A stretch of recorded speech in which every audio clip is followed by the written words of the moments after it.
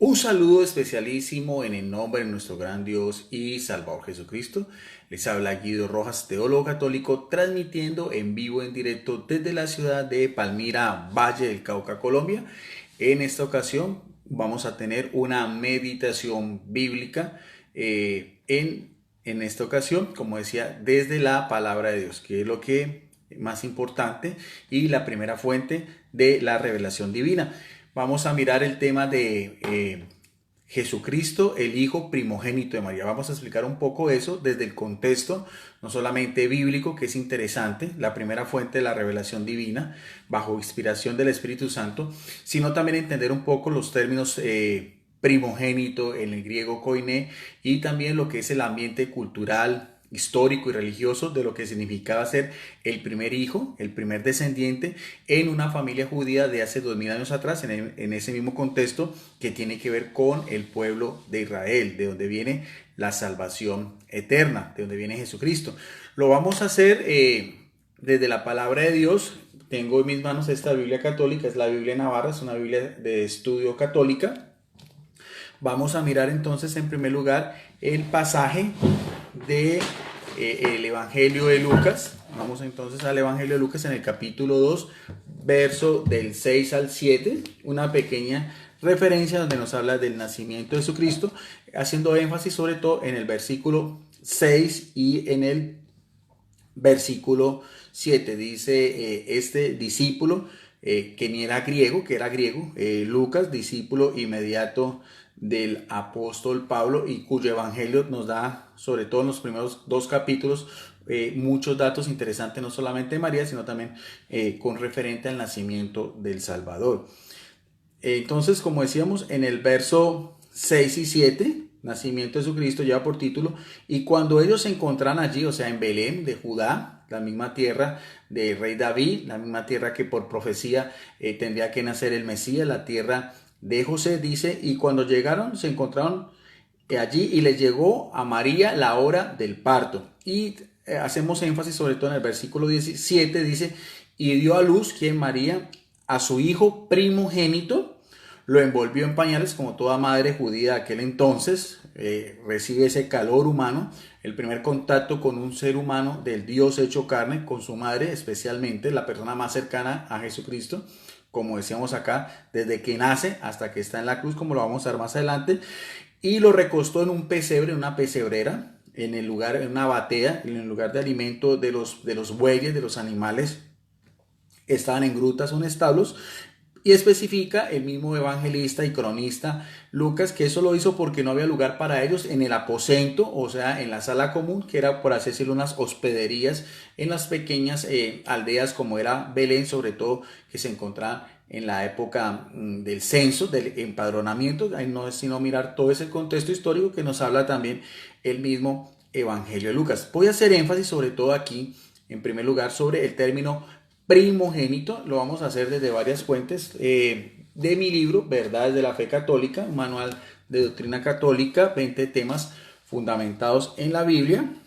En algunas ocasiones anteriores también lo he ya mostrado y también me ha servido mucho, sobre todo en diferentes compartir también con hermanos evangélicos. Y esto lo digo porque cada que uno lanza un post promocional, como lo hago yo, tanto en mi muro como también en mi foro de debates que se llama Debates Bíblico y Teológico Licenciado Guido Rojas, nuestros hermanos evangélicos a mí me dicen que es mariolatría, que estamos adorando a María, que estamos exaltándola en un lugar superior a Jesucristo, y no se trata nada de eso, son solamente meditaciones, reflexiones desde el área de las Sagradas Escrituras, que es lo que yo siempre trato de compartir con mis amigos católicos evangélicos. Aquí no estamos hablando ni de dogmas, ni de catecismos, ni encíclicas, ni de tradición de la iglesia, ni los padres de la iglesia, solamente la palabra de Dios.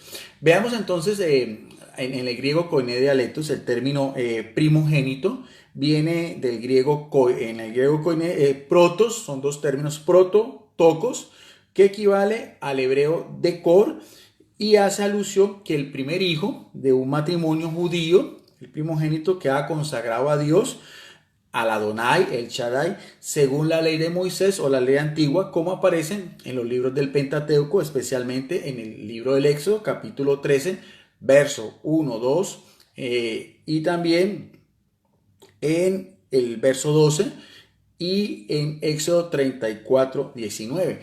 Y ese acto, esa consagración exigía la presentación, en este caso del niño Jesús, como más adelante aparece también en el mismo evangelio, en el templo de Jerusalén. O sea, el primer hijo era también consagrado a Dios, a Yahvé, de acuerdo a lo estipulado desde la época de Abraham.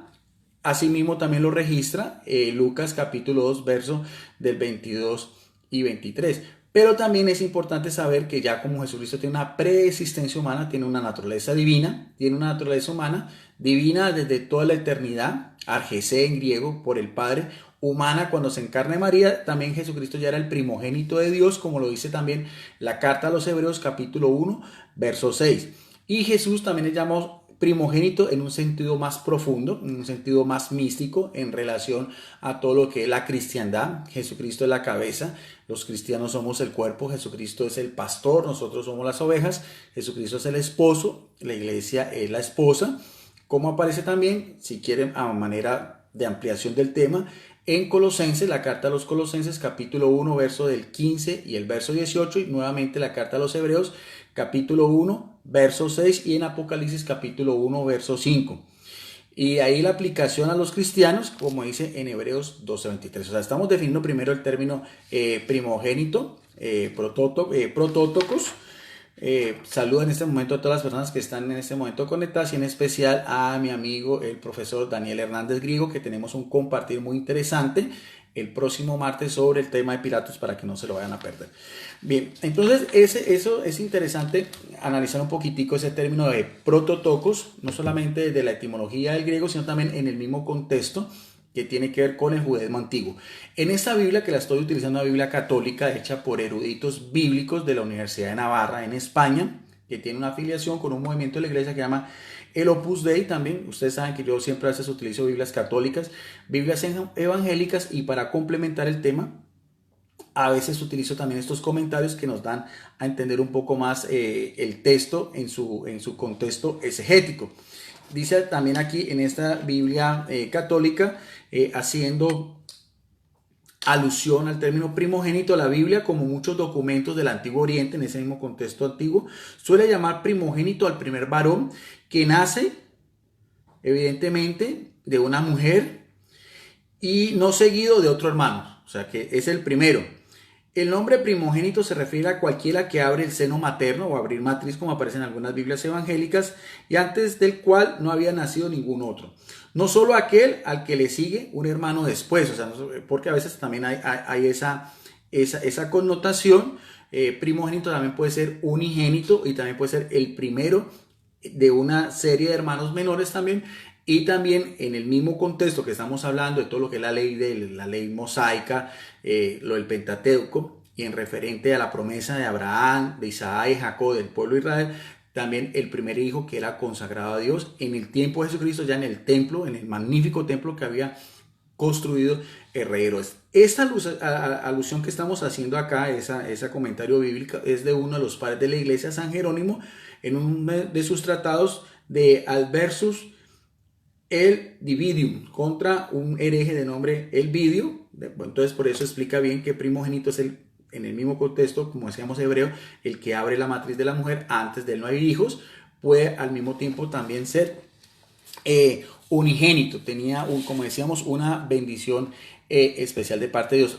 Y es interesante analizar cuando uno ve también en el mismo cotejo de la Biblia, tanto en el Nuevo como en el Antiguo Testamento, como algunos personajes del Antiguo Testamento, sin ser primogénitos, tuvieron una preponderancia especial en todo lo que es la historia de la salvación. Podemos tener tres ejemplos concretos. El primero de ellos, Abel, llamado el justo, cuyo hermano primogénito de Caín, su hermano Caín, el primer hijo de Adán y Eva. También tenemos el caso de Jacob, también hijo de Isaac, el nieto de Abraham, cuyo hermano mayor también Esaú vendió su primogenitura también por un plato de lentejas. Este contexto también es muy interesante, lo podemos analizar en el libro del Génesis.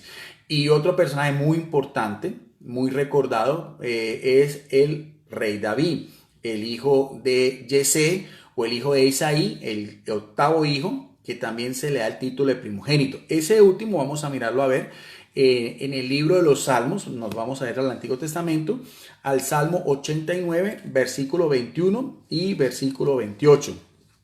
Dice así, hablando Yahvé, Dios, el Adonai, el Yahvé Sebaot, el Dios de los ejércitos, el Todopoderoso, el Eterno, el Olam, como lo dicen los judíos, el Hashem también, un término, o él, muchos apelativos que aparecen de Dios. Pero en relación a David nos dice en el Salmo, como decíamos, 89, en el versículo 21 y en el versículo 28. Dice en el versículo 21, he hallado a David mi siervo, en relación a la servidumbre, en relación al servicio, lo he ungido con mi óleo santo. Aquí habla de ungimiento, aquí viene el término Masías en hebreo o Christus en griego, el ungido, el sagrado, el que era consagrado a Dios en el mismo contexto del pueblo hebreo, para los reyes, para los sacerdotes, para los profetas, y esos tres títulos, esos tres apelativos tienen que ver directamente con el mesianismo en un sentido amplio de la palabra de Jesucristo. Y nótese bien de lo que estamos hablando, del término primogénito, no necesariamente, como decíamos, en un sentido de consanguinidad, sino también en un sentido de importancia, de preponderancia también bíblicamente en los designios de Dios. Nos dice también igualmente en el verso 28, el mismo Dios dice, yo lo constituiré mi primogénito, el más eximio, o sea, el más grande entre los reyes de la tierra. Entonces, ese es un pasaje muy importante también para analizar, como decía yo inicialmente, el término primogénito en relación a Jesús, el hijo de María, que nació en Belén hace 2000 años atrás, y que pues por esta época de diciembre pues es un acontecimiento en la liturgia católica que estamos celebrando todo lo que es el adviento, el advenimiento, del término en latín, para ya después tener la natividad o el natalicio de nuestro gran Dios y Salvador Jesucristo. Bien, quería seguir haciendo anotación de que la progenitura de Jesucristo también tiene un alto unión con María. Ya lo veíamos aquí en el Evangelio de Lucas, pero si vamos a saltar, como decíamos que lo recostó en un pesebre y lo envolvió en pañales, lo alimentó con su leche materna. Todos sabemos que los niños, los prenatos, ellos escuchan la voz de la madre, la identifican, especialmente por el mismo contacto que está en su útero durante 9 meses de gestación. O sea que sangre de Jesucristo, también sangre de María, todo eso es importante analizarlo a manera de meditación, y no nos estamos apartando de la palabra de Dios. Y esa misma unidad, ese mismo amor, esa misma filiación, ese mismo sentido de la palabra, de lo que son los designios de Dios, no solamente se cumplió en la cuna de Belén, sino también, como he dicho anteriormente, y que lo podemos demostrar bíblicamente con otro evangelio, en la cruz del Calvario en Jerusalén 33 años después. Nos vamos a adelantar al periodo histórico y vamos entonces al Evangelio de Juan, que nos narra este episodio. El Evangelio de Juan en el capítulo 19, versos 25 y 27, donde nos habla de la crucifixión y muerte de Jesucristo. Dice en el versículo 27, estaba junto a la cruz de Jesús, dice, su madre y la hermana de su madre, que se nombra como María de Cleofás. Esta María de Cleofás algunas veces algunos eruditos la han querido relacionar con María de Alfeo también, Cleofás o Alfeo. Muchos personajes de la Biblia tenían diferentes nombres, como por ejemplo el mismo Simón, también se llamaba Pedro, Barjona, el mismo también Natanael, el apóstol Natanael, también era conocido Natanael y diferentes personajes, especialmente pues Pedro y Natanael o Bartolomé, discípulos inmediatos de Jesucristo. Y dice entonces aquí en el Evangelio de Juan, estaba junto a la cruz de Jesús su madre y su hermana de su madre María de Cleofás y también María Magdalena.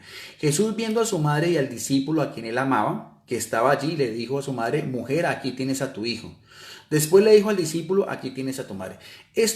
Siempre lo he analizado, si vamos a hablar un poco de este mismo ambiente de la Biblia, no solamente por defender la virginidad de María, que es un dogma en la Iglesia Católica. De todas maneras, estamos para compartir eso también con nuestros amigos evangélicos.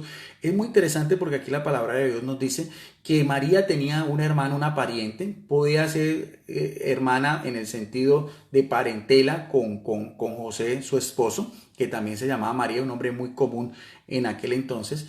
O sea que ante la muerte de Jesucristo, María tenía también, por así decirlo, ese apoyo también, no solamente de esta pariente a ella, sino también de los llamados hermanos de Jesús, que para nosotros son primos.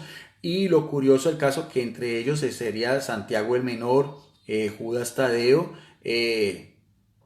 y también se habla de otras hermanas y otros hermanos. Especialmente hago mención a esos dos porque también se relacionan mucho con el ministerio público de Jesucristo. Pero Jesucristo, en sus designios, por así decirlo, podemos mirar a ver que esto es un testamento de amor. Quiso él por su voluntad propia que su madre, por así decirlo, el tesoro más sagrado que podríamos decir humanamente hablando, quedara en cuidado de un amigo de él, como dice aquí, el discípulo amado. Y sigue diciendo el texto que la recibió en su casa. El término recibe en su casa da a entender de que ya María era parte, por así decirlo, de la protección, del amor, del acompañamiento de este discípulo, del mismo discípulo del cual estamos hablando en el mismo evangelio. Ahora, esto también tiene otra connotación muy importante y vamos a hacer un paralelismo bíblico, porque un texto nos puede llevar a otro texto para mirar la idea central, sobre todo no solamente ya con el término primogénito, sino también en el sentido de lo que era la madre con un hijo primogénito, porque al faltar el padre de familia, que se le daba el nombre de pater en griego, también era la cabeza visible de un hogar judío, tanto en la ley como lo que tenía que ver con todos los ceremoniales propios, en el caso de los niños, la circuncisión, la presentación en el templo, todas las festividades, el que su hijo aprendiera un oficio como el de su padre, en este caso la carpintería. Por eso a Jesucristo se le conocía como el hijo del carpintero, y también el carpintero, y era el sostén económico, moral de una familia. Y lo importante del caso, si uno estudia un poco lo que es el judaísmo antiguo, que es muy importante, yo invito a mis amigos evangélicos para que también aprovechemos mucho ese área, porque nos da a entender también no solamente la etimología de las raíces de los diferentes términos que estamos relacionados, sino también el mismo contexto histórico, cultural y religioso para darle una correcta interpretación al texto sagrado.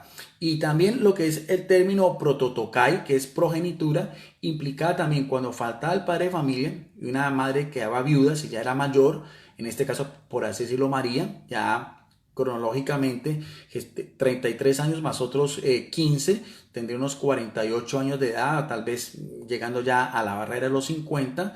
El hijo mayor era también, se encargaba de todo lo que era ya el cuidado de la madre y también el cuidado de sus hermanos menores. En este caso nosotros pensamos los católicos que Jesucristo es primogénito y al mismo tiempo también es unigénito. Eso también lo hemos podido mostrar en diferentes lecturas de la Biblia, y lo que estamos hablando en este mismo contexto de este estudio y esta meditación en el día de hoy. Y es por eso que Jesucristo quiso que el cuidado de su madre fuera no a un supuesto hermano de carne o unos primos, si lo vamos a ver desde el punto de vista de la Iglesia Católica, sino al discípulo Juan, que lleva el apelativo del amado. Y eso también es muy importante porque refleja en sí lo que es la misericordia, el amor a Dios, y lo vamos a hacer, como decía, de otro texto, en el mismo Evangelio de Lucas, en el capítulo 7, verso del 11 al 14, donde lleva por título Resurrección del hijo de la viuda de Naín. Y estamos hablando de una viuda porque también es más que claro, así mismo lo ven los exégetas, los teólogos, cuando Jesucristo empieza su ministerio público, ya no se menciona a José. La gente tenía la idea o recordaba de que era José, pero es muy probable que José haya muerto o iniciando Jesucristo su ministerio público o anterior. Ya cuando lleva 3 años después y está en el Calvario de la cruz, si José estuviera todavía vivo, María tenía que ser cargo de su esposo. Bajo la ley, José. Al no existir ya José, terrenalmente hablando, Jesucristo, por ser el primogénito, en este caso el unigénito, se vio en la necesidad, en el mismo contexto del judaísmo, y por un amor, como decíamos, filial de sangre de su madre, no dejarla completamente sin ningún tipo de protección, sino que se la da al discípulo Juan. Y eso también, para que veamos también la importancia de eso, lo vemos también reflejado en lo que es la viuda de Naín. Dice así la palabra de Dios, hablando del ministerio público de Jesucristo, unos años anteriores. Después marchó a una ciudad llamada Naín e iba con él sus discípulos y una gran muchedumbre. Al acercarse a la puerta de la ciudad, resultó que llevaban a enterrar un difunto, y nos especifica bien quién era, un hijo único de su madre, y sigue diciendo el texto que era viuda. Qué interesante porque aquí es clarísimo también, era un hijo único, tal vez en su juventud también, no sabemos bien, pero era un hijo único de una viuda, de su madre, que estaba acompañando el féretro, el cadáver, a la sepultura, con el dolor que tiene cualquier madre al perder a su hijo, en este caso, pues un hijo único también. Y la acompañaba una gran muchedumbre de la ciudad.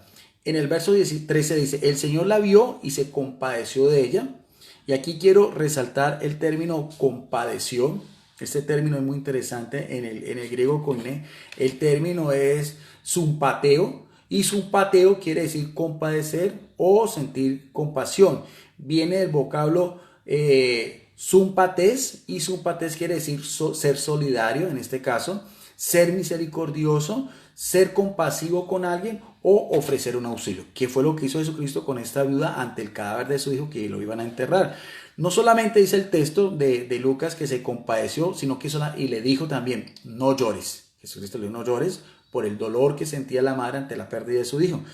Y algo que era inusual en aquel entonces, que no lo podía hacer un judío de acuerdo a las mismas leyes de Levítico, se acercó y tocó el féretro, por lo cual todo lo que era difuntos, muertos, era señal de impureza. Acordémonos también de la parábola también que Jesucristo habla del buen samaritano, que estaba medio muerto, pasa un sacerdote y pasa un levita y siguen de largo para no contaminarse. Pero Jesucristo viola todas esas normas. Al fin y al cabo, Él es sumo y eterno sacerdote, es el Moisés principal, como nos dice Deuteronomio capítulo 17, verso 17.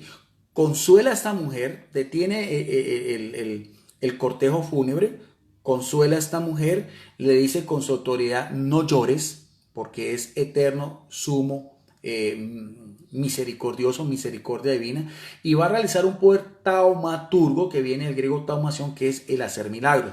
Se acercó al féretro y los que lo llevaban se detuvieron y dijo, muchacho, con su sola voz, no te sé lo que dice, a ti te digo, levántate. Con la orden de Jesucristo, levántate, dice el versículo 15, y el que estaba muerto se incorporó. O sea, incorporarse es volver a la vida, o sea, pararse, volver a erguirse, volver a respirar, volver todas su organismo, sus funciones vitales, aquí lo da a entender, se incorpora y comenzó a ¿qué? A hablar. En señal de que realmente no era una alucinación, no era un fantasma, no era cualquier cosa, no, sino que simplemente aquí vuelve nuevamente a la vida. Y algo muy interesante que quiero que notemos bien, porque esto es una reflexión ante todo, para mis amigos católicos, amigos evangélicos, la forma como debemos analizar la Biblia, versículo a versículo. Hay también un detalle muy importante que sigue diciendo el mismo evangelista Lucas, toca el féretro con su voz, el joven se incorpora, se levanta, empieza a hablar, y algo muy interesante que es lo que nos sigue diciendo, y se lo entregó a su madre. Este término, entregar a su madre, para mí tiene un significado muy especial, un paralelismo como lo que hizo Jesucristo en la cruz también. Entregó su madre, ¿a quién? En este caso, al discípulo amado. Y aquí también entrega a este hijo único que había muerto también a esta mujer. Hay una reflexión muy bonita a pie de página, escrita por un sacerdote católico, José María Escrivá Balaguer, el fundador del Opus Dei, que me parece interesante. Dice, San Lucas ha sido llamado el escriba de la misericordia divina, y al narrar este milagro nos muestra cómo es el corazón de Cristo, corazón cardio, donde están los sentimientos, la parte emotiva, la parte de la religiosidad, la parte de la profundidad humana, en este caso del Dios hecho hombre, el Dios que se encarna de la Virgen María.